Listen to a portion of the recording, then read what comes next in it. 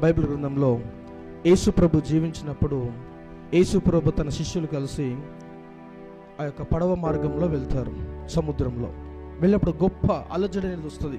అప్పుడు యేసు ప్రభు కూడా ఆ యొక్క దోణిలోనే ఉంటాడు, ఆ యొక్క పడవలోనే ఉంటారు. అయినప్పటికీ శిష్యులు చాలా భయానికి గురవుతారు. వాళ్ళు భయానికి గురై ఏమంటారంటే, యేసు ప్రభునే ఏమంటారంటే, అయ్యో మనం ఈ సముద్రంలో మనం మునిగిపోతున్నాము, నీకు చింత లేదా అని చెప్పేసి యేసు ప్రభుతో వాళ్ళు మాట్లాడతారు.